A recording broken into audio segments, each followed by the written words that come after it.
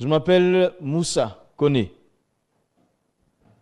L'histoire que je vais raconter est l'histoire de ma vie sur 2 points. Le premier point commence à l'âge de 3 ans. Et le deuxième commence à 35 ans pour continuer jusqu'à 53 ans. Et là, aujourd'hui, le 21 avril de ce mois, j'aurai 53 ans. C'est une année assez particulière pour moi parce que je suis né en 1953 et j'aurai 53 ans cette année. Enfin, de toutes les façons, si le 21 avril arrive, que je suis encore sur terre, gloire à Dieu, ce sera bon anniversaire. Sinon, je serai là-bas auprès de mon père pour me reposer. Là-bas, c'est encore mieux. Oui, c'est vrai. On n'a ni chaud ni froid.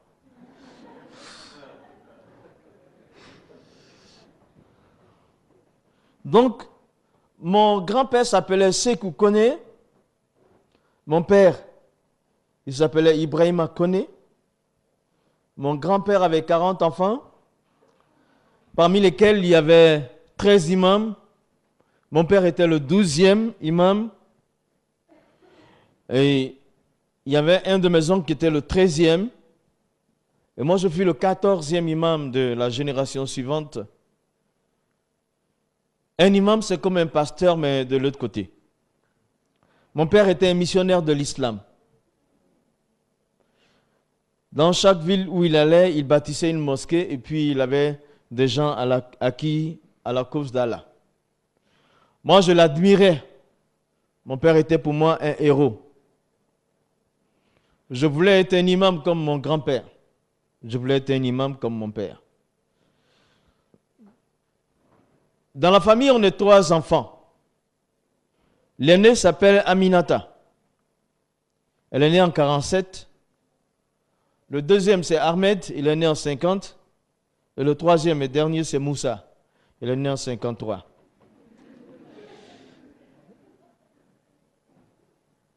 À l'âge de 3 ans, mon père ne cessait de me répéter une phrase. À chaque fois qu'il pouvait, il me disait, « Tu es musulman. Allah est ton Dieu. Et Muhammad, sallallahu salam, est ton prophète. » Plusieurs fois, il me répétait ça dans la semaine. Pour finir, ma vie était confondue à ce message. Donc, déjà à 3 ans, je savais que j'étais musulman, que Allah est mon Dieu et que mon prophète c'est Muhammad. Alors mes aînés ont été à l'école française. Et moi, à mon tour, il a dit, tu vas rester à la maison avec moi, tu vas apprendre le Coran. Et puis tu vas me succéder. Il y a eu un conflit au niveau de la famille par rapport à sa décision. Il voulait bien que je le succède. La famille voulait. Mais ils ont dit, nous sommes à une époque où il faut parler le français. Donc il faut qu'il aille à l'école. Mon père a cédé. Bon, je suis allé à l'école, mais ça a duré 3 semaines. À l'école française. Ça a duré 3 semaines parce que dès ma naissance, j'avais des problèmes de vue. Et une fois en classe, ça s'est aggravé. Et au bout de 3 semaines en classe, j'étais aveugle même. J'ai perdu la vue, donc on m'a fait une opération. Après quoi, j'étais à la maison. J'étais là, après ma convalescence, j'étais auprès de mon père. Et là, il était libre de m'enseigner le Coran. Et moi aussi, j'étais libre d'apprendre. C'était quelque chose que nous voulions tous les deux. J'aimais ça, je l'admirais. Mon père, ce héros, je voulais lui ressembler, être un imam. Chez nous, la langue principale, c'est le français, ce n'est pas l'arabe. Mais le Coran, il est écrit en arabe. Donc, si tu veux l'apprendre, il faut apprendre l'arabe. Il est composé de 114 chapitres et 6000 et quelques versets. Donc, il faut d'abord apprendre à articuler chaque phrase, chaque mot des 114 chapitres sans rien comprendre dedans. Donc, tu finis les 114 chapitres sans comprendre quelque chose. Et on revient après pour apprendre le sens de chaque mot. ça dure le même nombre d'années que précédemment. Et moi, j'avais 14 ans quand j'avais terminé le Coran. Et pour certains, c'était déjà un record à l'époque. Le Coran terminé, c'était une grande fête. Et ce jour-là, ils ont organisé une cérémonie, une fête, donc, où les maîtres coraniques étaient assis. Et moi, j'étais là aussi, j'étais debout. Et je devais réciter 6000 versets par cœur.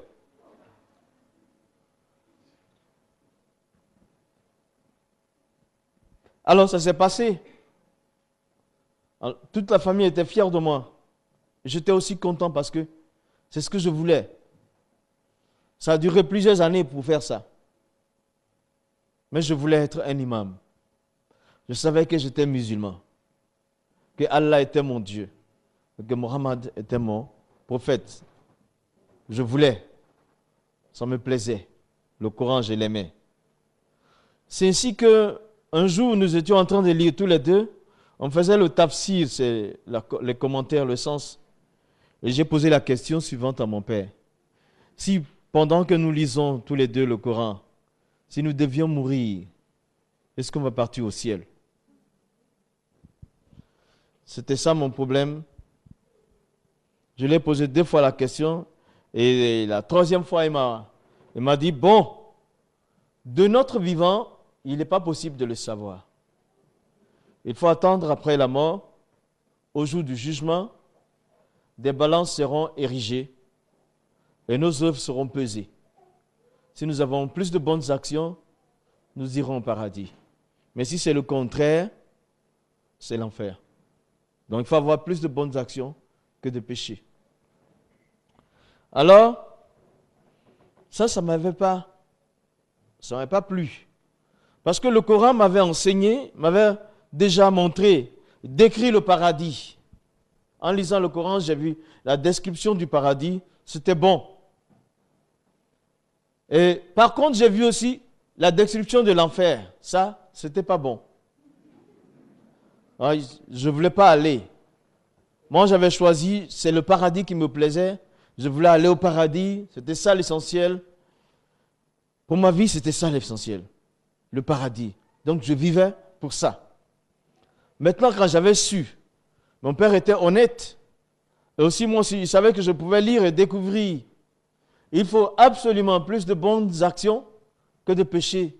Autrement dit, on n'arrive pas au paradis. Mais là, à cet âge, je ne savais pas le nombre de mes actions, bonnes ou mauvaises. Et donc, je ne pouvais pas savoir ma position dans l'au-delà. Donc, mon âme était attristée. Mon enfance, alors, a été teintée d'une forte tristesse. Parce que j'étais plus innocent comme les autres enfants de mon âge. J'avais en moi déjà la réalité de l'éternité. Mais je ne savais pas où aller après la mort. Donc j'étais attristé, angoissé. Et quand je me couchais, la nuit, je me réveillais souvent en sursaut et je regardais autour de moi. Quand je voyais encore les murs de la maison, je me disais, ah, je suis encore sur terre. Et si ce n'était pas le cas, quelle serait ma position? J'avais peur. Des fois, je me disais, le sommeil, c'est le petit frère de la mort. Tu peux être en train de dormir et puis être dans l'au-delà. Mais alors, quelle serait ma position? C'était ça mon problème. Mon enfance était donc teintée d'angoisse. Aujourd'hui, je ne sais pas, ce soir, pour toi, présent à cette soirée, à cette retraite, ou même invité, ou peut-être même écoutant, ou regardant, je ne sais pas d'où. Je ne sais pas pour toi, quelle est ta position. Si tu devais mourir tout de suite, où est-ce que tu serais? Irais-tu au paradis ou en enfer? Donc, moi je continue. Mon âme est angoissée, mais je continue de lire, d'étudier avec mon père. Alors, tellement que c'était difficile pour moi. Mon enfance, je n'avais pas de désir de vivre. je n'avais pas d'objectif pour orienter ma jeunesse. Je ne savais pas quoi faire et parce que pour moi, l'essentiel de ma vie serait de savoir mon séjour dans l'au-delà. C'était ça. J'avais trop appris dans le Coran. Voyez-vous, c'était important parce que on peut te tromper en toutes choses. On peut te donner ton frère, ta soeur, ta mère, ton père, ta mère, je ne sais pas quoi, ta femme ou ton mari, ou un proche peut te tromper. On peut même te donner un chèque sans provision. Mais pour le salut de ton âme, si tu es trompé, tu as tout perdu. Tu n'auras pas l'occasion de refaire. Est-ce que ce soir, tu es prêt à la rencontre de ton Dieu? Si tu devais passer dans l'éternité. J'ai continué de chercher, de lire, d'apprendre avec mon père, au point où mes aînés sont partis, ils ont quitté la famille, les deux. J'étais resté seul. La fille, elle était devenue institutrice, ma grande sœur, elle s'était mariée, et mon frère, à 18 ans, il avait son bac, il est rentré, il est venu en France, et j'étais seul. Donc, on n'avait pas une famille riche. Donc, à mi-temps, je travaillais dans la journée, je faisais des petits contrats, je ramenais l'argent à la maison, et le soir, j'étais dans la mosquée. Quand mon père, quand il voyageait, je conduisais tout. Et même souvent, quand il est là, il est fatigué ou malade, je conduisais la prière. C'est ainsi que j'ai eu l'occasion de travailler sur une plateforme de forage pétrolière. Chez nous, il y a du pétrole en Côte d'Ivoire. Donc, j'ai travaillé comme un ouvrier en pleine mer. C'était pour 2 semaines. Je devais remplacer quelqu'un. Je suis resté 7 ans. En fait, il y a ça, il y a les choses qui débordent chez moi. Je suis resté 7 ans. On était 200 personnes à bord, à un moment donné. Et moi, j'étais le seul Africain le plus jeune. Tout le monde était blanc. Et c'était des anglophones, les Américains, les Britanniques et autres choses. Bon, j'ai appris à parler l'anglais comme ça. Alors, le capitaine du bateau, il m'a aperçu. Il me voyait, c'est sûr. Mais ce qui l'a intéressé, c'est mon nom. Le fait que je m'appelle Moussa, il a été touché. Il m'a dit, mais tu es musulman alors? Je lui ai dit, oui, je suis musulman. J'étais fier d'exposer ma religion. Je suis musulman. Alors il me dit, je viens ce soir te voir dans ta cabine. Moi, je travaillais de 6 heures le matin à 18 heures le soir. Il y avait un autre groupe qui commençait de 18 heures à 6 heures. On travaillait 12 heures par jour sur la plateforme. Et ce soir-là, j'étais assis.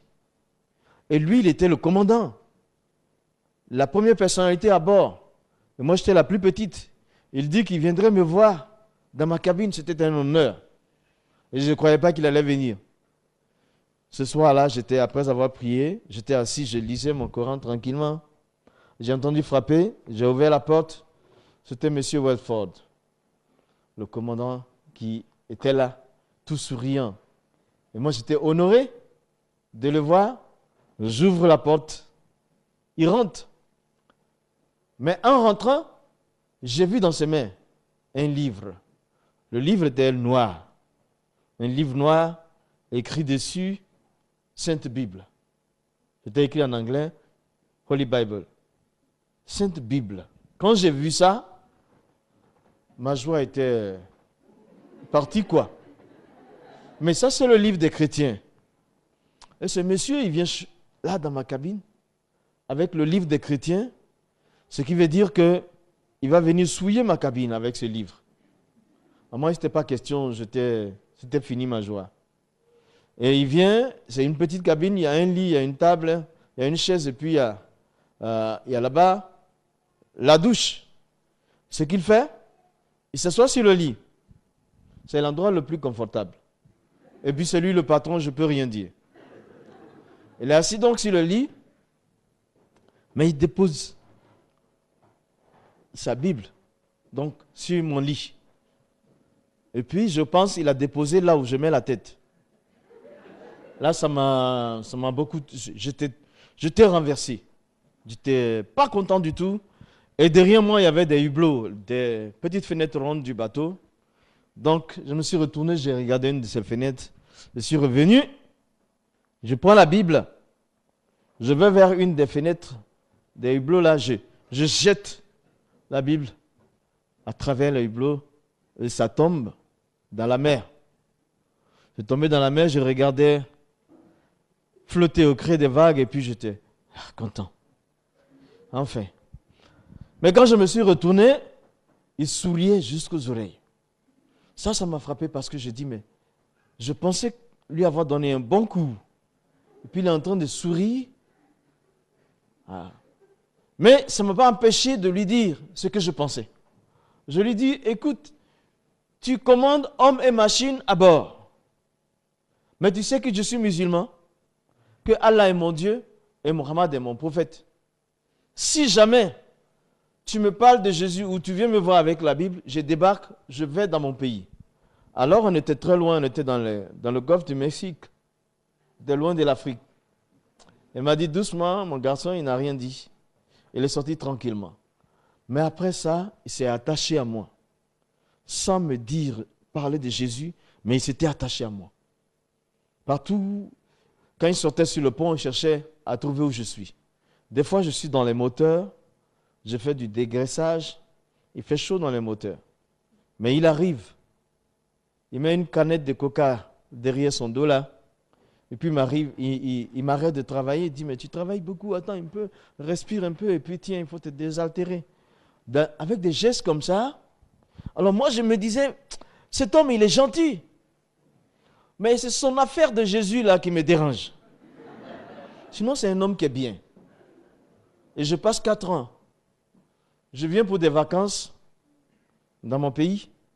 Et là, je rencontre un de mes anciens collègues qui me dit, Moussa, il y a quelqu'un à Cocody. Cocody, c'est un quartier résidentiel chez nous, à Abidjan, qui veut te rencontrer. J'ai dit, qui est-il? Il me dit, c'est un Américain. Ouais, il me dit, c'est un Américain. J'ai dit, non, les Américains, je viens de passer 4 ans avec. Non, je ne veux pas. Bon, j'étais devenu un peu orgueilleux. Parce que le petit Moussa qui est parti en voyage et tout, quand je reviens, bon, le travail est difficile, c'est un travail dur. Mais on était quand même bien payé, c'est très dangereux. J'ai même été blessé là, j'ai eu une blessure terrible. Ouais, bon, donc j'avais assez d'argent sur moi, j'étais devenu orgueilleux. Je lui ai dit, je ne vais pas voir les Américains. Non, je l'ai laissé, je suis parti à la mosquée avec mon père. Je suis resté 9 mois de vacances. Je repars à bord, je passe une année et je reviens. Là, je trouve le même monsieur, au même endroit. Il me donne la même invitation. Je dis, mais c'est pas toi qui... Il dit, oui, c'était bien moi. Il y a 2 ans.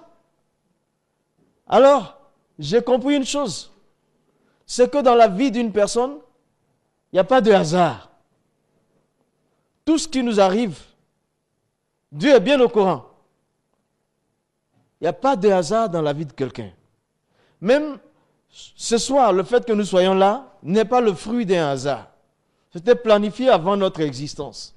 Que ce soir, on allait se retrouver ici. Vous voyez d'où j'arrive moi. Souvent, on fait seulement une mauvaise lecture des circonstances et des événements, sinon Dieu parle à travers. Il n'y a pas de hasard dans ta vie. Tu es là ce soir pour quelque chose. Fais attention à ce que tu entends. Quelque chose va se passer dans ton cœur. Alors, je pars voir ce monsieur. C'était un Américain, on avait à peu près le même âge. À l'époque, je parlais l'arabe. Et j'étais tellement étonné de voir un occidental qui parle arabe et qui lise le Coran. On a regardé le Coran ensemble. Et ce qu'il m'a dit, on a parcouru certaines choses ensemble dans le Coran. Et puis, à la fin de notre conversation, il m'a salué. Il dit, Moussa, bon, tu sais, moi, je suis sauvé. C'est ce qu'il me dit. Il me dit que lui, il est sauvé. J'ai dit, c'est bien, pour toi, si tu es sauvé, c'est bon. Je lui ai dit ça, mais c'était une phrase que je ne devrais pas entendre. Ça ramenait en surface le problème que j'avais à l'âge de 14 ans. Là, je me trouvais là, j'avais 35 ans. Il dit, il est sauvé. Il y a une voix qui a commencé à parler à l'intérieur de moi. Il dit, voilà quelqu'un qui marche comme toi sur terre et qui sait qu'il est sauvé. Voici quelqu'un qui est là, qui vit sur terre, il sait où il va au paradis. Et toi, voilà comment la voix s'adressait à moi. Et toi, où est-ce que tu iras quand tu vas mourir? Lui, il sait qu'il va au ciel. Mais et toi? Mais c'était devenu très grave. Alors du coup, tout ce que j'avais comme argent, tout ce que je faisais comme travail et les voyages, tout ça me paraissait vain. Pour moi, l'essentiel de mon existence, je ne le savais pas. L'essentiel pour moi, c'était de savoir où je vais après la mort. Parce que je savais que la mort pouvait intervenir à tout moment. Et moi, je n'avais pas la solution. Il n'y a que deux lieux. Il y a le paradis ou l'enfer. Et l'enfer. Mais où est-ce que j'irai? La voix me dit, où tu vas? Où est-ce que tu vas aller après la mort? Tu ne le sais pas. Mais quelqu'un en face de toi le sait. Ah, encore, l'angoisse est venue. La tristesse est venue. Le découragement est venu. Ma personne, je ne l'aimais plus. Parce qu'on ne savait pas l'essentiel de son existence. L'essentiel pour moi de la vie d'une personne, c'est là-bas où son âme passe l'éternité. Et je ne savais rien de tout ça. En plus de l'angoisse, il y avait le découragement. Et puis donc, j'étais très mal à moi. Ça n'allait pas. Je n'avais aucune raison de vivre, aucun désir de vivre. Il n'y avait rien pour me pousser dans cette vie-là. Je n'avais pas la paix à l'intérieur de moi. Voyez-vous, l'argent ne donne pas la paix. Le plus bel homme, la plus belle femme, les titres, les voitures, les belles maisons ne peuvent donner la paix. Ce qui donne la paix, c'est Dieu. Mais c'est seul celui qui sait où son âme passera l'éternité à cette paix à l'intérieur de lui. Ce soir, est-ce que toi tu es sûr de là où tu vas? Est-ce que tu es sûr de là où tu vas après la mort? Est-ce que tu es prêt à rencontrer ton Dieu? Est-ce que tu es prêt à rencontrer ton Dieu? Il y a une chose, il y a un rendez-vous qu'on ne manque pas. Le rendez-vous de la mort. On ne l'a jamais raté. Nous avons tous raté des rendez-vous dans nos vies. Je sais que le Suisse est calculé à la montre. Mais Dieu est plus précis que tout homme. Le rendez-vous de la mort, on ne le rate jamais. Mais est-ce que tu es prêt à rencontrer ton Dieu? Es-tu prêt à la rencontre de ton Dieu? Moi, j'étais fatigué. Je voulais en finir avec une bonne foi. Cette fois-ci, en revenant à bord, je me suis muni d'autres versions du Coran et je suis arrivé parce que le Coran était mon livre. C'est le livre de mon Dieu. C'est lui qui devait me dire ce qu'il fallait faire. Moi, je cherchais le ciel. Le soir, quand je finis de travailler, je suis dans ma cabine. Après ma prière finale, je commence à lire le Coran, mais cette fois-ci, c'est précis. Je veux que le Coran me dise comment, de mon vivant, je veux savoir ma destinée dans l'au-delà. Je veux savoir où mon âme va résider. Alors je regarde dans le Coran, dans la sourate 100. Sourate, c'est chapitre. 100e sourate, à partir du verset 3. Il dit Inna lisana li rabihe la kanudun. Wa innahu ala zalika la shahidun. Wa innahu li hubli khairi la shadidun. Ça veut dire l'homme est ingrat envers son Seigneur. Et il est témoin de cela. Le Coran disait que tout être humain est ingrat envers Dieu. Et nous savons tous que l'ingratitude, c'est le péché. Ça veut dire que tout le monde pêche contre Dieu. Et ça voulait dire que moi, je pêche contre Dieu. Non seulement ça, que je suis témoin de mon péché, mais que je sais que Dieu sait que je pêche, et je sais que Dieu sait que je suis témoin du péché que je commets. C'était clair. Le Coran dit, je suis pécheur. D'accord? Je n'ai pas demandé à exister. Je suis venu sur la terre et je regarde, ma nature est révélée. Je suis pécheur. Mon problème là, maintenant je sais que je suis pécheur. Je ne refuse pas ça. Mais comment, en tant que pécheur, je peux aller au paradis? Je suis pécheur, je veux être sauvé. C'est ça qui m'intéresse. Je suis pécheur, je suis ingrat envers Dieu. Je veux aller au paradis. Qu'est-ce qu'il fait pour moi? Voilà mon problème. Et moi, je voulais le savoir. Plus tard, ce serait trop tard, c'est maintenant. La sourate 101 du Coran, qui est la voisine de la sourate 100, à partir du verset 3 aussi, il dit Fa'amaman sakulati mawazinho fahuwa fi shati radiyati wa amaman kafati mawazinho fa ummuhu hawiyati wa ma adirika ma hiyaha nar hamiyat. Alors la traduction en français c'est si tes bonnes œuvres surpassent les mauvaises, alors tu iras au paradis. Si c'est le contraire, tu iras dans le feu ardent. Alors j'ai commencé à m'interroger. La 100e sourate me dit je suis pécheur. Et la 101e me demande de faire plus de bonnes actions que de péchés. Alors je me dis comment en tant que pécheur, mes actions bonnes vont surpasser le péché.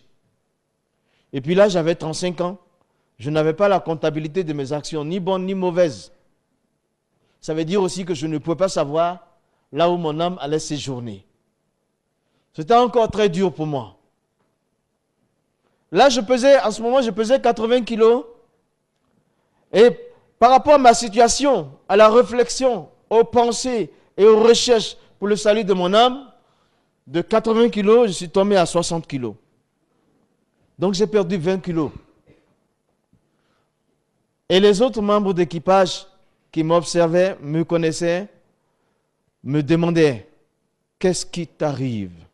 Qu'est-ce qu'il y a? Est-ce que je peux leur dire que j'ai un problème avec Dieu? Ils ne me comprendraient pas.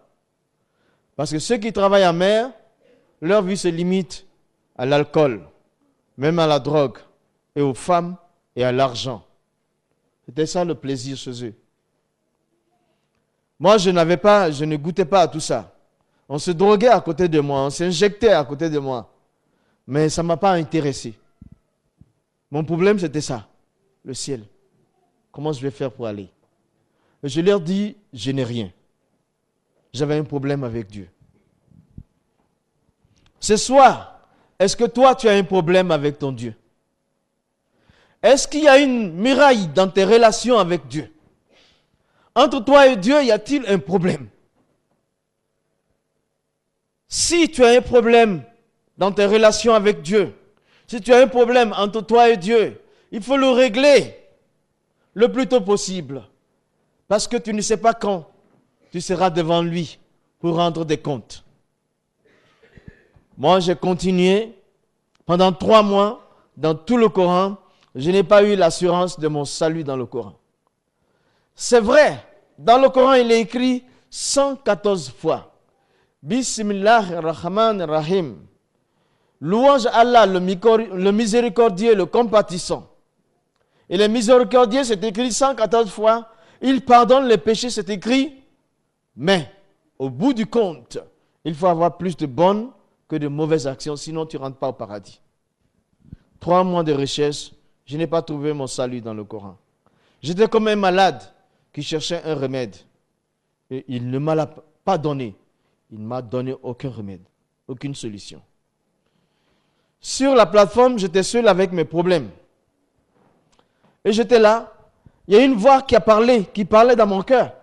Il y a une voix qui me dit, qui résonne de mon cœur, et qui me dit, prends ton Coran, cherche des informations concernant la Bible.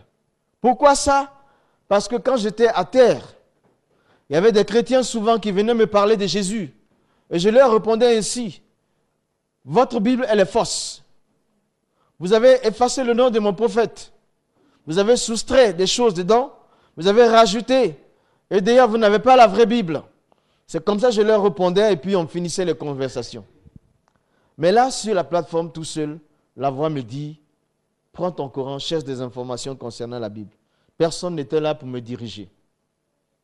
Tout seul, ça arrivait.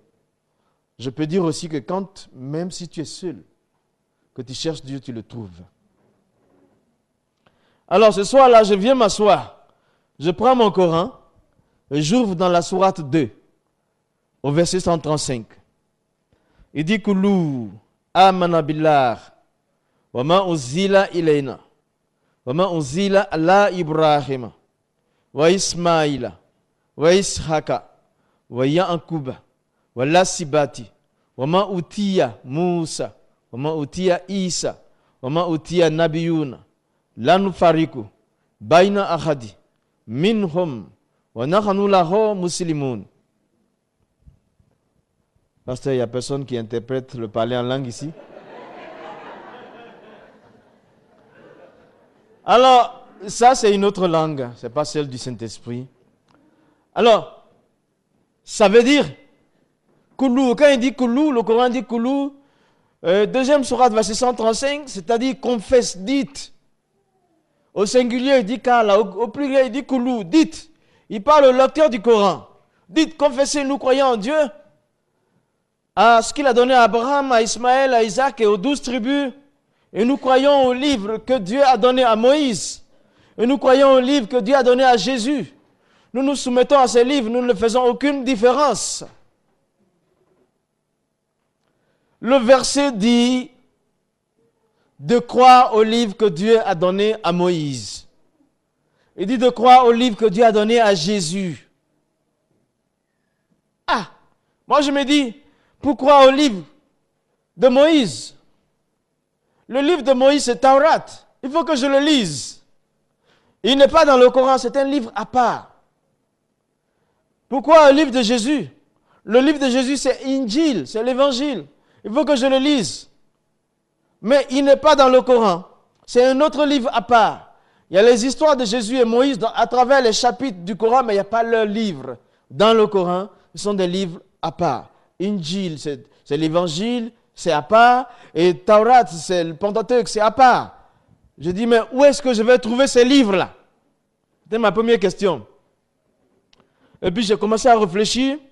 Est-ce que ces livres composent la Bible? Si tel est le cas, je venais de jeter une Bible à la mer. Et je me pose une deuxième question. Si les livres de Moïse et de Jésus étaient faux, le Coran ne m'aurait pas dit « crois et obéis à ces livres-là ».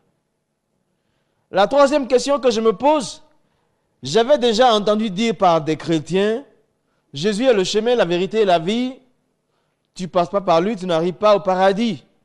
Je me dis, bon, si je prends le livre de Jésus, que je l'ouvre, il me dit, je suis le chemin, la vérité et la vie. Si tu ne passes pas par moi, tu n'arrives pas au paradis. Qu'est-ce que je vais faire? Est-ce que je vais obéir à Jésus?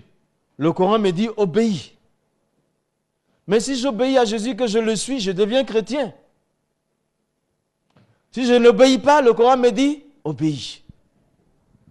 Je me sentais alors poussé par le Coran vers les livres qui composent la Bible.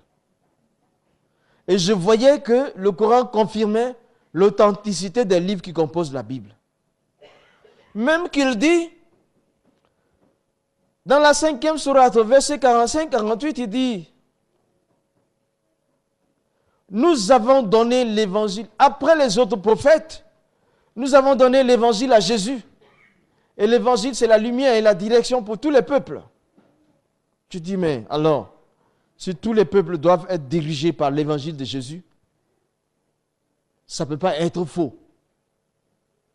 Et là, dans la 10e sourate, au verset 94, il y a un dialogue entre Allah, le Dieu du Coran, et son prophète. Il dit, Fa in kunta fi shak, si tu es dans le doute, Mima anzalna ilayka, concernant ce que je t'ai fait descendre. Fas al-lazina, va demander, Fas al-lazina yakrauna al-kitab min kabulika, va demander à ceux qui ont reçu les livres qui sont venus avant toi. Alors il y a un dialogue entre Allah et son prophète, et puis Allah lui dit, Fa in kunta fi shak, c'est-à-dire si tu es dans le doute, concernant ce que je te fais descendre, va demander à ceux qui lisent les livres qui sont venus avant toi. Et les livres venus avant le prophète de l'islam, ce sont les livres qui composent la Bible. Je dis, mais si le prophète est poussé vers ces livres, pourquoi pas moi? Et si ces livres sont faux, il ne les pousserait pas vers ces livres. Pendant 3 autres mois, j'ai vu dans le Coran la confirmation de la Bible comme étant la vérité et j'étais poussé vers la Bible. Ce n'est pas ce que je souhaitais, mais j'étais poussé vers la Bible. Je ne comprenais pas ce qui m'arrivait. Et je suis là, un soir, la voix parle dans mon cœur, des fois ça résonne même à mon oreille. Moussa, prends ton Coran et cherche des informations concernant Jésus. Jésus, il a un problème entre les 2 livres. Des fois, j'entendais dire les chrétiens, quand ils m'évangélisaient pendant que j'étais à terre, ils me disaient Jésus est le Fils de Dieu. J'ai dit non, vous êtes mauvais vous. Depuis quand Dieu a un fils? Vous blasphémez. Parce que dans mon Coran, il est écrit Lam yalid wa lam yulad wa lam yakun lahu kufuwan ahadun. Allah, il n'a pas enfanté et il n'a pas d'enfant. Pourquoi vous dites que Jésus est le Fils de Dieu? C'est ainsi je leur répondais, c'est la 112e sourate. Mais seul sur le bateau, la voix me dit, prends le Coran et cherche des informations concernant Jésus. Alors j'ouvre le Coran, je suis d'abord accueilli par ce. Il dit, Isa ibn Maryam, Jésus le fils de Marie. Jésus le fils de Marie. Je dis, mais qui est son père? Comment s'appelle son père? Je n'ai pas de réponse. Le Coran ne dit pas son père c'est Dieu. Il dit fils de Marie. Je dis, mais tout le monde est nommé après son père. Moi je suis connu parce que mon père il est connu. Mais pas ma mère. Pourquoi Jésus il est nommé après sa mère? Et qui est son père? Pas de réponse. Dans tout le Coran, c'est lui seul qui est nommé après sa mère. C'est lui qui est fils de Marie.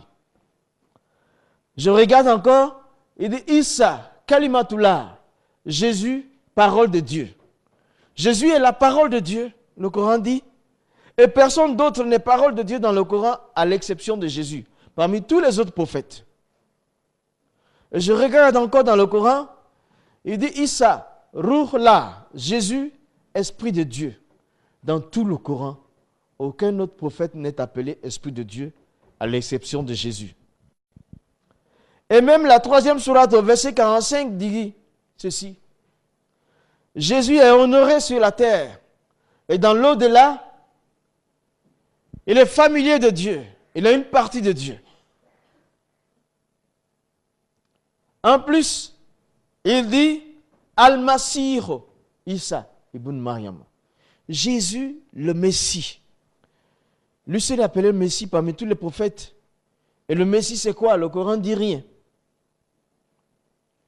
Et ce qui m'a le plus touché, c'est que j'ai découvert les péchés de tous les prophètes du Coran. Il y a 25 prophètes de la Bible qui figurent dans le Coran. Et tous les prophètes dans le Coran ont tous péché.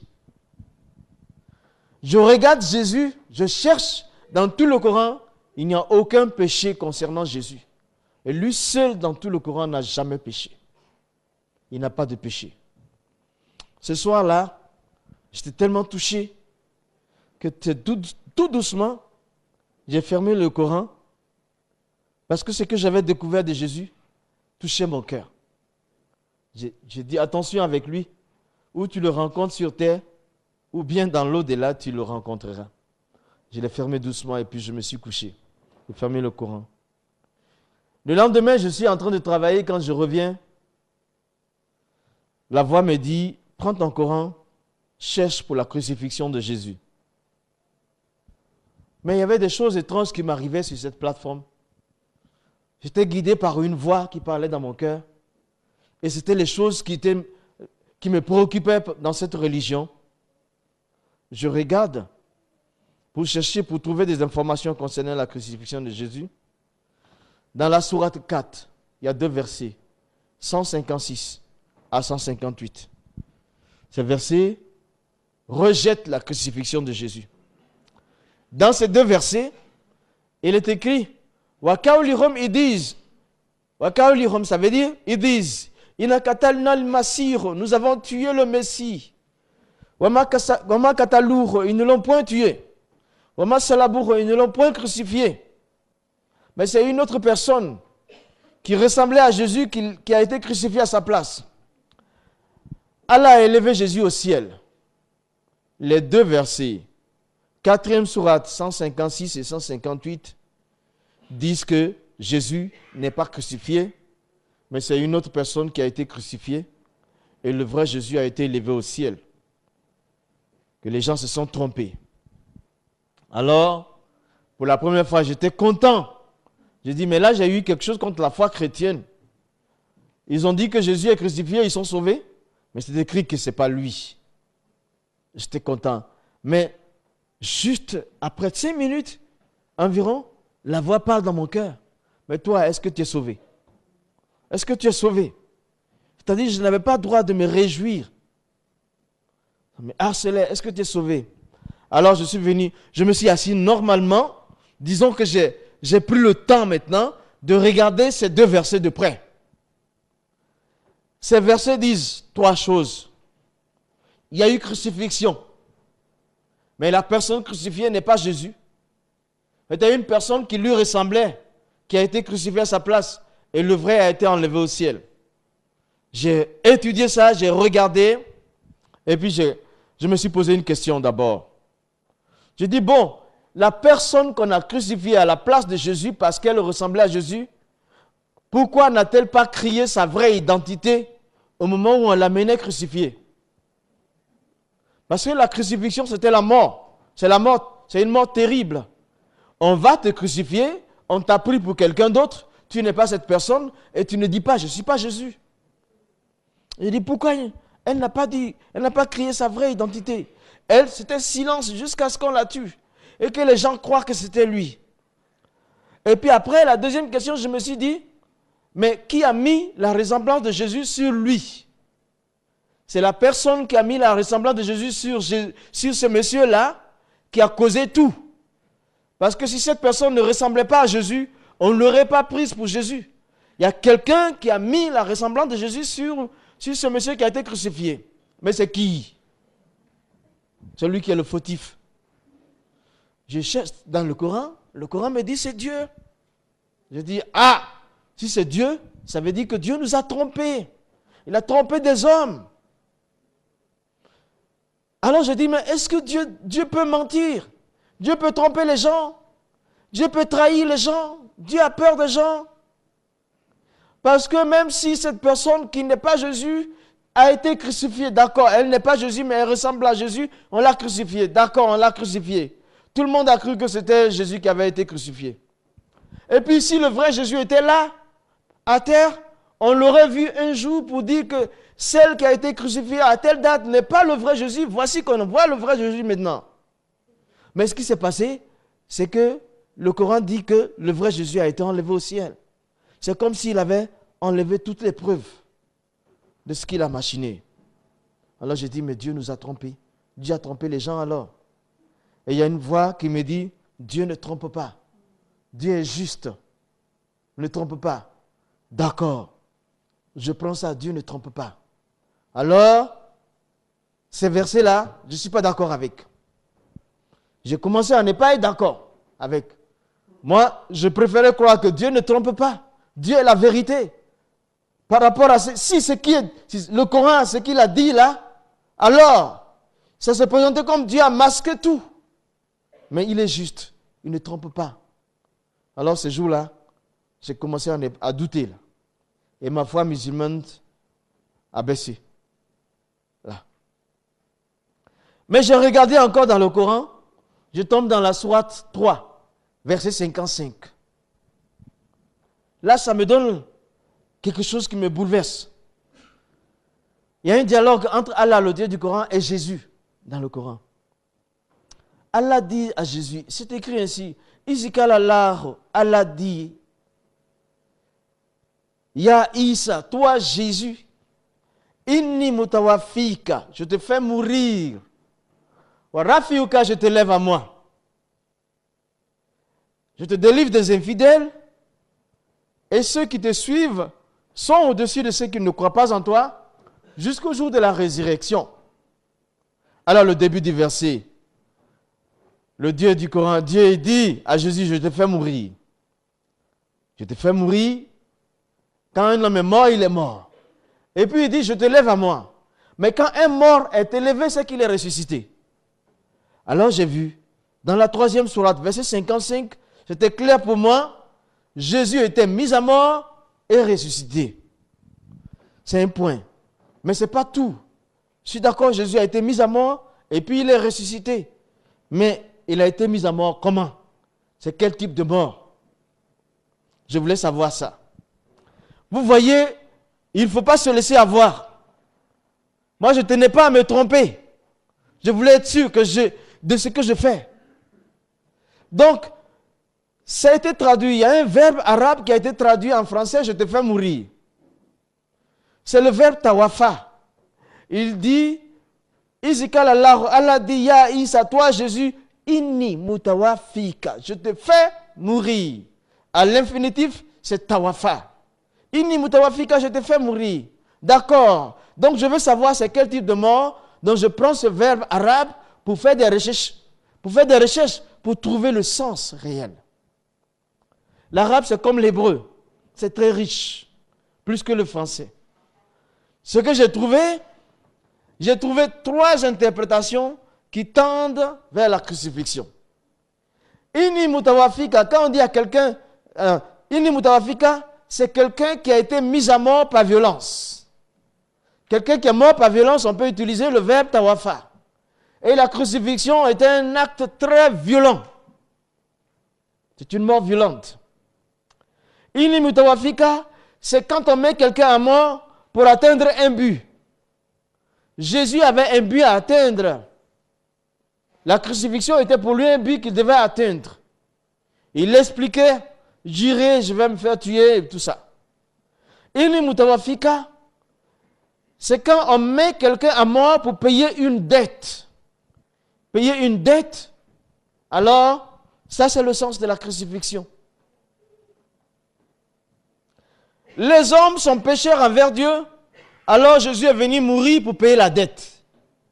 On peut mettre inni mutawafika. Donc j'ai compris là une chose. C'est que, 3e sourate, verset 55, Jésus est mort, il dit, inni mutawafika, Allah dit ya Isa, toi Jésus, inni mutawafika, je te fais mourir, mais c'est mourir pour payer une dette, c'est-à-dire crucifié. Et puis c'est collé. Le verbe qui arrive après, il dit wa rafiuka, et je te lève à moi. Il n'y a pas un autre verbe entre le verbe mourir et le verbe élever. Ça veut dire il est ressuscité après la crucifixion. Il a été mis à mort, il est mort, et après il a été ressuscité. J'ai compris ça dans le Coran. Alors là, c'était fini pour moi, la prière musulmane, parce que j'ai trouvé au bout de 9 mois, dans les 3 premiers mois, mon salut n'est pas dans le Coran. Les 3 mois qui ont suivi, qui complétaient à 6 mois, la Bible témoignait vérité par le Coran. Et j'étais poussé vers le Coran. Et ensuite, les 3 derniers mois, Jésus-Christ a des titres au-dessus des autres. Il n'a pas péché et il est crucifié. Tout ça, je l'ai découvert uniquement dans le Coran. Et puis après ça, je ne pouvais pas prier comme un musulman. Je ne pouvais plus. Donc, mais, j'ai passé quelques jours très difficiles aussi. Je ne pouvais pas faire mes prières rituelles comme musulman. Mais alors, je ne pouvais pas aussi devenir chrétien. Je ne savais pas comment prier autrement que musulman. Puisque je n'arrivais pas à prier comme musulman, je ne priais donc pas. Et c'était difficile pour moi. L'homme est créé pour adorer Dieu. Et quand tu n'arrives pas à adorer Dieu, tu n'es pas joyeux. Tu n'as pas de paix. C'était une autre étape encore difficile pour moi. Et finalement, un soir, je suis venu m'asseoir. J'ai dit, bon, d'accord. Tout ça, c'est trop. Les livres, l'arabe, l'anglais, le français, c'est trop. Quelqu'un peut dire, tu as mal compris l'interprétation. Quelqu'un peut dire ça. Mais je sais qu'il existe un Dieu. Et ce Dieu-là, je veux lui parler. Il connaît ma situation. Je veux lui parler et il va me répondre. C'est pas compliqué. Dieu, il est Dieu. Nous sommes des hommes. Il connaît ma situation. Je rentre ce soir-là, dans ma cabine, je m'assois. Et puis je dis, bon, voilà, moi je suis le 14e imam. Et je n'arrive plus à prier comme musulman. Mais je ne peux pas devenir chrétien. C'est pas possible. Il y a un gouffre entre moi et ça. Et puis en plus, sinon je serais banni, je serais considéré comme un traître, j'aurais brisé le maillon de la chaîne des imams et tout. Je ne peux pas. Mais toi, tu es Dieu. Fais ce que tu veux. Ah. Si vous lancez un défi à Dieu, vous avez lancé à la personne indiquée pour répondre, pour relever ce défi. C'était 21h quand j'ai dit ça. À 21h30, j'avais la réponse. J'ai fait cette prière dans ma langue. J'ai parlé ainsi à Dieu. Et je me suis retourné pour éteindre l'interrupteur. J'ai touché l'interrupteur pour éteindre la lumière du bateau. Je l'ai éteint. Et puis je voulais me coucher. Avant que je ne me couche, voici, il y a une autre lumière qui s'est faite dans la cabine. Il y a une autre lumière. Ah! Je suis étonné. Et puis je regarde là. Voici, il y a un homme qui est là, avec moi. Il y a une personne qui est présente. J'ai éteint la lumière. Il y a une autre lumière qui s'est faite. Le temps que je revienne de cette surprise, voilà quelqu'un dans la cabine avec moi.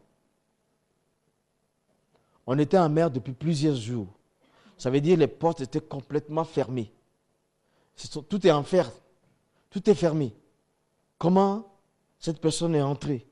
Je ne savais pas. Je commence à avoir peur. Mais si j'ai peur, ça ne sert à rien parce qu'on est deux. La peur ne va rien faire. Donc je lève les yeux courageusement vers son visage. Je vois son visage est un visage encourageant. Un visage compatissant. J'allais même dire un visage d'amour. Et voilà le résumé de ce qu'il a dit. Il dit, tu as vu ce que tu devais voir. Tu as entendu ce que tu devais entendre. À toi de décider. C'est par suite de cela qu'il y a eu le noir. Et puis je cherche encore. La lumière, je rallume. Mais il est parti. Je ne sais pas où. Il est parti comme il est venu. Je cherche, je ne le vois pas. Donc, je reste assis jusqu'au matin 6 heures. Je ne peux plus dormir. Je vais travailler. Je reviens m'asseoir. Je reviens le soir. Je dis non, Dieu, hier, ce n'est pas suffisant. Moi, aujourd'hui, je n'éteins pas la lumière. Tu fais ce que tu vas faire. Mais tu es Dieu. Je ne peux pas devenir chrétien. Je ne suis plus musulman là. Fais ce que tu as à faire. Mais je n'éteins pas la lumière. Je vais voir vis-à-vis ce que tu veux faire. J'ai laissé la lumière. Et puis, je vois sur la table, sur ma table, je vois mon Coran qui est posé là. Alors, je prends le Coran. Quand je prends le Coran, et je commence à lire. Je lis maintenant. En lisant, j'ai commencé à adhérer à nouveau au Coran. Mon cœur était reparti dans le Coran. Et je lisais, je dégustais même, j'allais dire. Et brusquement, du côté de la page droite, j'ai vu une braise enflammée qui perçait les feuilles. Le temps que je reviens de ma surprise, au bout de quelques secondes, il y a eu une succession de braises qui sont tombées à partir du dessous du plafond, mais qui tombaient justement, uniquement sur le livre que je tenais entre mes mains. Ça tombait seulement sur le livre. Et en quelques secondes, tout le livre était flambant. Et moi, je n'ai pas eu le courage de rejeter parce que j'y étais attaché. Je regardais, j'étais terrifié, je regardais, j'étais étonné. La couverture de carton dur a complètement brûlé. Et tout le livre entier. Mais je n'ai pas senti une seule brûlure dans mes mains. Tout a brûlé, tout est parti. Et il n'y avait que la cendre qui restait dans mes mains. Alors, vous comprenez, ça fait 18 ans cette histoire. J'étais retourné, quoi. Je ne comprenais pas. Il y avait des choses terribles qui m'arrivaient. Je suis resté assis encore. Jusqu'au matin, de 21h30 jusqu'au matin. Ça s'est passé à peu près à la même heure que le premier jour. Et je repars travailler sans dormir, 2 jours, 2 nuits. Et quand je viens le soir, je dis non, je ne demande plus rien à Dieu parce que ça c'est fort. Je ne veux plus voir d'autres signes. Je ne veux plus, je ne veux pas avoir quelque chose de dur. Donc je reste assis. Mais j'ai eu cette pensée, si je dors il va peut-être en profiter, me montrer quelque chose dans un rêve. Alors je ne dors pas. Je m'assis là et puis je lutte contre le sommeil. Je lutte contre le sommeil. 3 jours, 3 nuits, 4e jour, 4e nuit. Des fois, je dors 1 seconde, je me reprends. Je dors 2 secondes, je me reprends. 4 jours, 4 nuits, je n'ai pas dormi. Frères et sœurs, humainement parlant, ce n'est pas possible. Mais on n'était plus dans les choses humaines. On était dans une autre dimension maintenant. Le ciel, l'affaire du ciel, c'est Dieu. L'affaire du ciel, c'est spirituel. Le ciel, ce n'est pas les calculs. Ce n'est pas la science. Ce n'est pas l'adresse, ce n'est pas les pensées. Le ciel, c'est Dieu qui fait tout, qui prépare tout. C'est lui le ciel. Et c'est spirituel. Ça ne se vit pas ici, mais ça se vit là, dans le cœur. Le ciel, c'est une réalité divine. Ce n'est pas humain, ce n'est pas terrestre. Le ciel, c'est le ciel. Le ciel, c'est le cœur de Dieu. C'est là où Dieu habite. C'est le lieu de sainteté. Ce n'est pas consommable par les pensées. Ce n'est pas des doctorats qu'il faut. Ce n'est pas l'ingéniosité qu'il faut. Mais c'est le cœur, le ciel. C'est le spirituel. C'est l'immatériel. 4 jours, 4 nuits, je luttais comme je pouvais. À ma manière. Et je ne dormais pas. Mais je peux te dire ce soir, s'il faut que tu ne dormes pas pendant plusieurs jours pour trouver le chemin du ciel, ça vaut le coup. Il faut le faire. Peut-être même que tu as trop dormi et qu'il est temps maintenant de te réveiller. Réveille-toi. Réveille-toi. Réveille-toi. Réveille-toi. Réveille-toi. Prépare-toi à la rencontre de ton Dieu. On ne se prépare pas dans le sommeil. Réveille-toi, il est temps. Il est grand temps. Écoute autour de toi les circonstances et les événements de la vie. Réveille-toi. Le temps approche. Prépare-toi à rencontrer ton Dieu. Il est temps de se réveiller. Il est temps de ne plus dormir. Il est temps de se réveiller. Il est temps d'être attentif. Il est temps de discerner.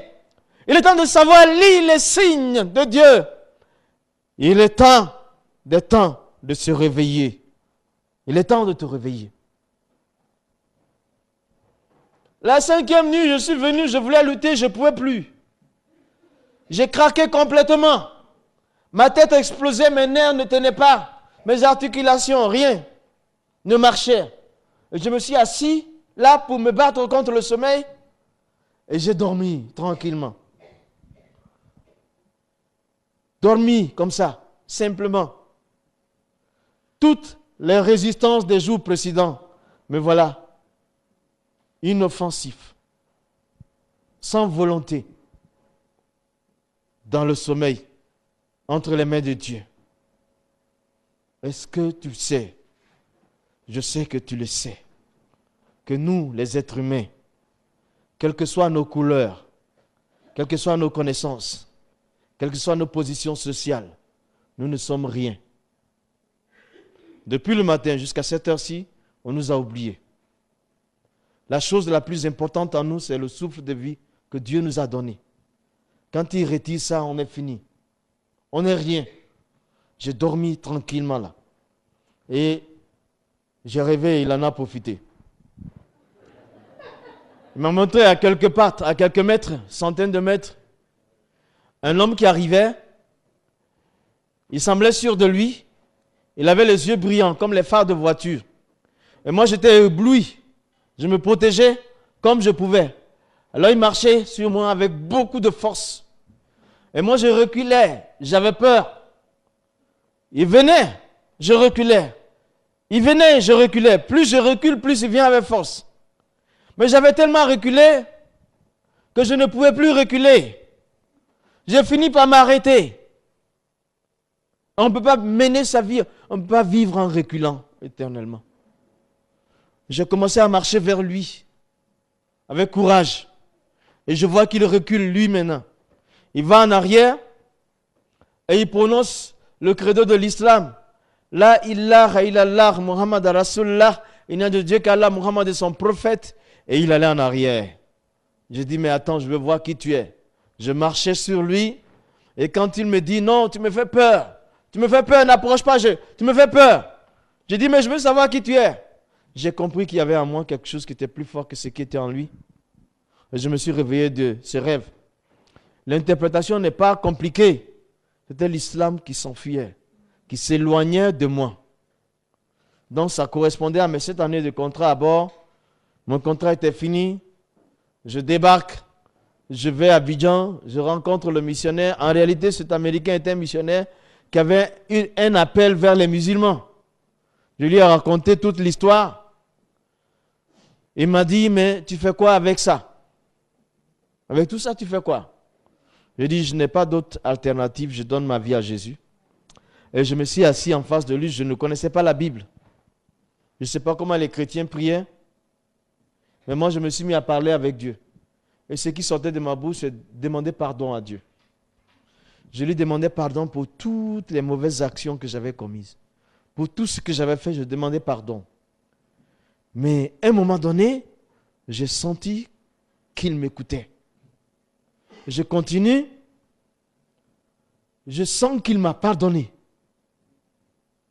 Et quand je continue encore, je sens que le ciel est ouvert pour moi. Et je continue, je sens une paix profonde à l'intérieur de moi. Et la suite, je continue de parler avec Dieu et je sens que je n'ai plus peur de la mort. Je sens que j'ai la vie éternelle. Jésus m'a pardonné. Donc la mort, elle ne me dit plus rien. J'avais peur d'elle parce que je n'étais pas sauvé.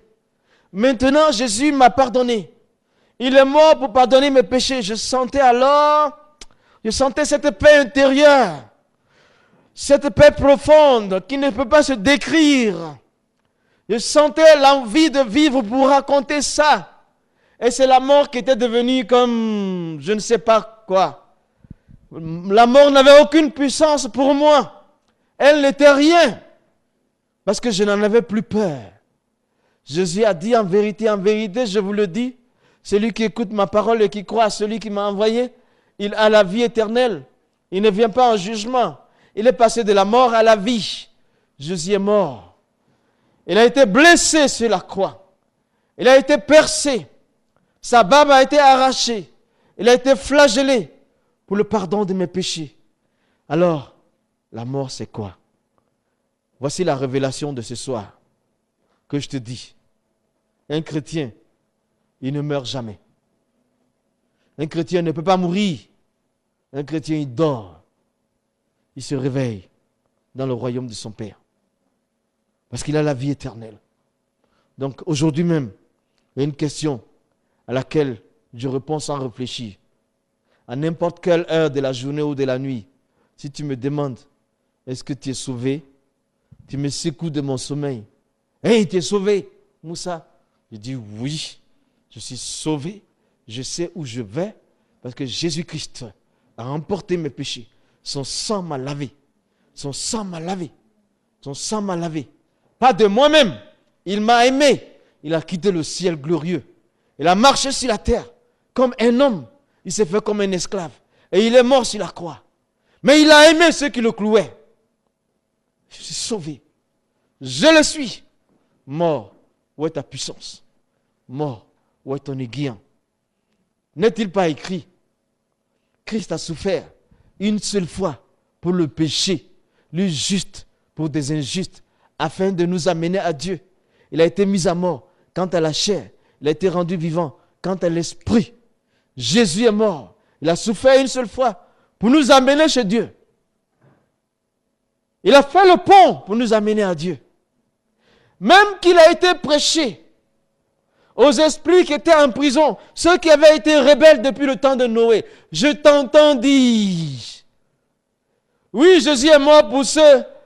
Après lui, il est mort, il est ressuscité. Ceux qui ont Christ sont sauvés. Mais ceux qui sont morts avant lui, avant qu'il n'arrive, oui, Le message de Jésus est complet. C'est total. Il a passé 3 jours. La Bible dit, 1 Pierre 3, verset 19, il est allé leur parler, ceux qui avaient été rebelles depuis le temps de Noé, qui étaient morts dans la rébellion. Il leur a parlé de cette bonne nouvelle. Voilà, c'est complet. C'est pour ceux qui sont morts avant Jésus, et ceux qui sont morts, ceux qui meurent pendant son temps, et après lui. C'est un salut éternel, c'est la vraie immunité. Oh, ils me font pitié, ceux qui cherchent l'immunité présidentielle pour seulement 10 ans au maximum. Moi, je l'ai pour l'éternité. L'immunité éternelle. Sous le ciel, il y a eu des grands noms, mais il y a un seul par lequel l'on soit sauvé, c'est Jésus. Il n'y a pas d'autre nom. Pas d'autre nom. Pas d'autre nom. Si quelqu'un est en Christ, il est donc une nouvelle créature. Les choses anciennes sont passées.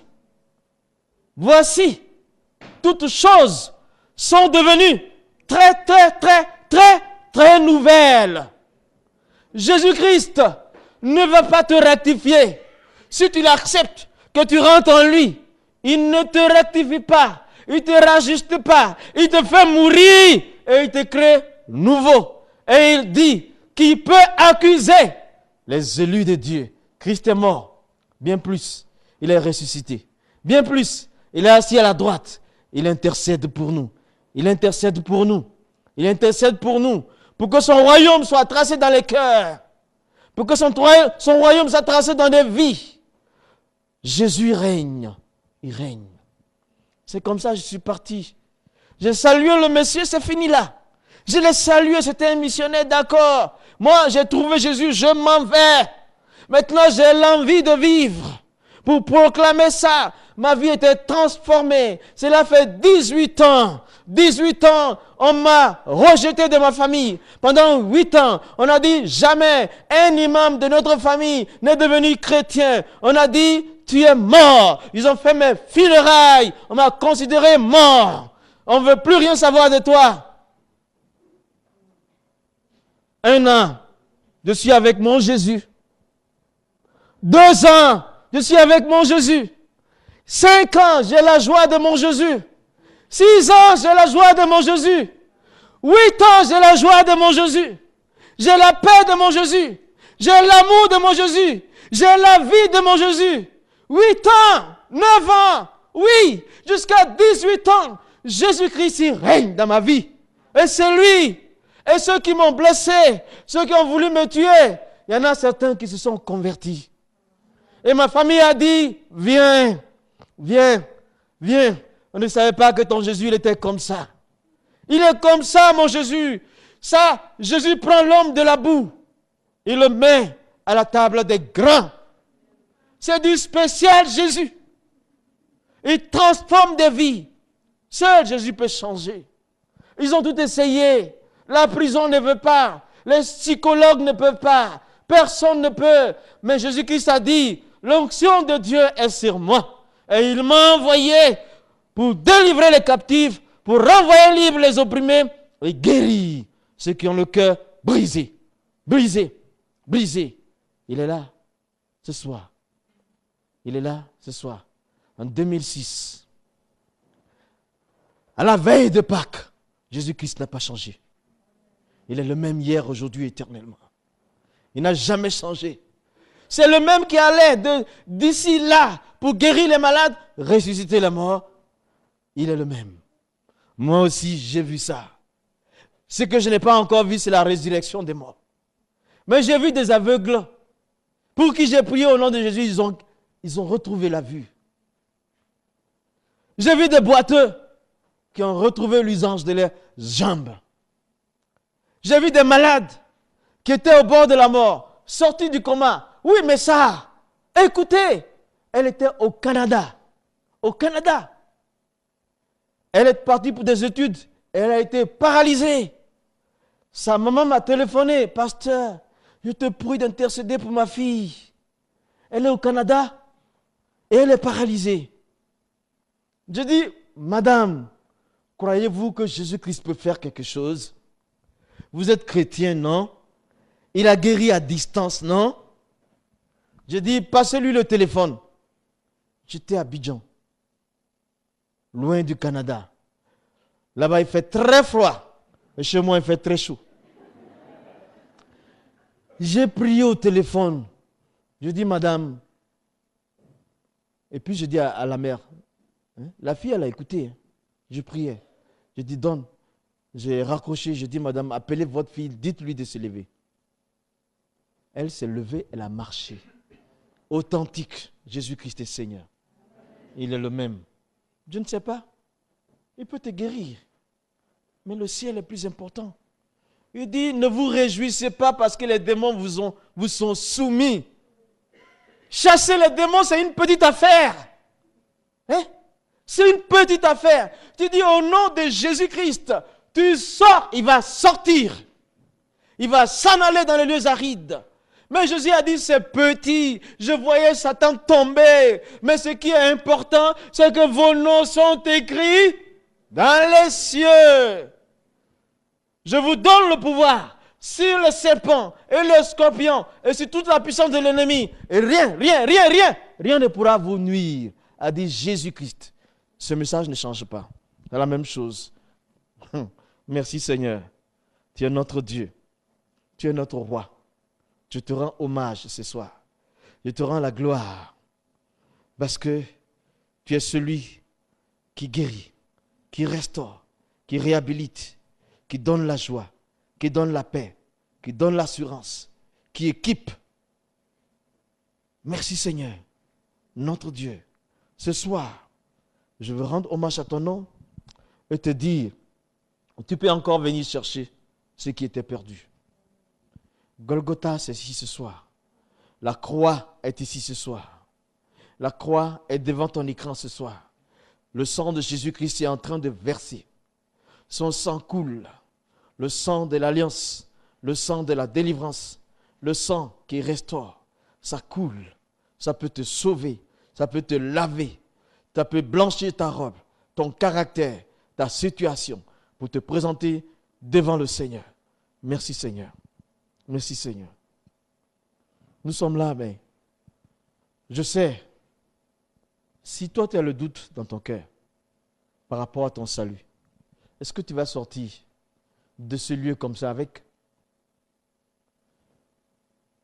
Si tu n'es pas sûr de là où tu vas après la mort, est-ce que tu vas t'en aller comme ça? On ne sait pas ce qui peut arriver. Le mieux, c'est de régler la chose. C'est vrai, nous sommes en retraite. Le mieux, c'est de régler la chose. Il y a le doute dans ton cœur. Tu n'es pas sauvé. Tu vas rentrer dans une retraite et partir comme ça. C'est à cause de toi qu'on a organisé cette retraite. Le Fils de Dieu est venu chercher ce qui était perdu. Est-ce que tu peux vouloir faire un geste pour le Seigneur Jésus-Christ? Un geste de foi. L'amour du Seigneur se tend vers toi. Lui, il a les bras ouverts. Il attend que tu viennes. Il frappe à la porte de ton cœur. Il veut que tu viennes souper avec lui. Il veut que tu viennes partager la vie de ce royaume. Il veut t'enlever des frustrations que tu vis. Il veut te donner de l'espoir et t'encourager. Il dit, prenez courage, j'ai vaincu le monde. Est-ce que quelqu'un ici sent le doute dans son cœur pour répondre à cet appel en seulement levant sa main? En seulement levant sa main. En seulement levant sa main. Qui peut le faire? Qui n'a pas la paix par rapport à son salut et qui veut lever sa main pour qu'on prie pour lui ce soir? Je sais que vous êtes peut-être influencé par les caméras. On va voir ma main levée. Mais c'est mieux pour qu'au ciel, pour que tu sois réconcilié avec ton Dieu. Ça ne fait rien. Si vraiment tu le sens, tu sais que tu as le doute par rapport à ton salut. Tu ne sais pas où tu vas après la mort. Il ne faut pas hésiter. Ce n'est pas à moi tu viens, encore moins au pasteur. Tu réponds à l'appel de Jésus-Christ. Parce que nous sommes des petits serviteurs. Hein? Mais nous prêchons un grand Dieu d'amour qui sent, qui veut se réconcilier avec Dieu. Ce soir, qui veut se réconcilier avec Dieu. Qui n'est pas sauvé, il veut se réconcilier avec l'Éternel. Qu'il le fasse. Nous allons prier pour lui. Les anges vont se réjouir dans le ciel. Et sa vie va changer. Sa vie va changer. Transformée. Retraite 2006 sera pour toi. Tu peux bien faire ta retraite. Qui va le faire? Qui veut? Qui veut donner sa vie, vraiment? Vraiment. Qui a le doute et veut finir avec? Il veut effacer ce doute. Il va avoir la certitude. Qui veut le faire ce soir? Qui veut renouer? Le Seigneur est Dieu. Il est présent par son esprit. Il est là pour soutenir, pour aider, pour construire. Vas-tu repartir avec le doute dans le cœur, dans ta chambre, pour avoir une campagne, une retraite attristée? Ou bien veux-tu te réconcilier? Ne laisse pas une muraille entre toi et ton Dieu. Nous avons fait ce message là, il y a 2 ans, à Bienne. Et une jeune femme qui s'est présentée. Elle s'est réconciliée avec son Dieu. Et le lendemain, son mari l'a poignardée à mort. Mais 24 heures avant, elle s'était réconciliée avec Dieu.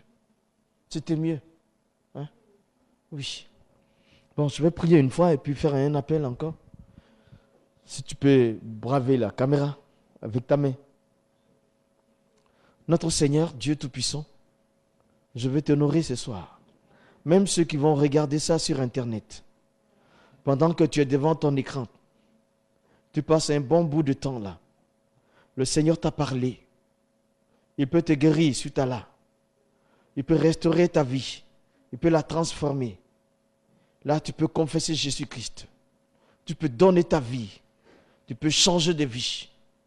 Oui, ce soir, en ce lieu, nous répandons ton esprit, ta grâce, ton amour.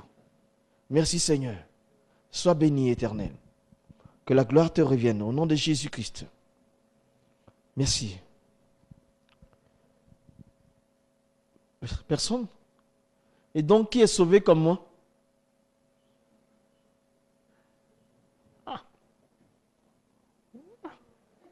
Même le pasteur est sauvé. Alors, on veut bien prier pour toute personne qui se sent mal. J'aimerais prier pour lui là, avant de céder le micro. Parce que les 2 choses se font. Oh, le Seigneur, c'est l'esprit. Là où il y a l'esprit du Seigneur, là est la liberté. C'est comme ça, chaque fois dans mon église, je prie. Chaque dimanche, quand je finis de prêcher, on prie. Je dis, bon, les malades, on prie. Il y avait un jeune homme qui avait l'hépatite B. Le plus grave, c'est quoi? C'est C ou c'est B? Il avait le C. Il était médecin.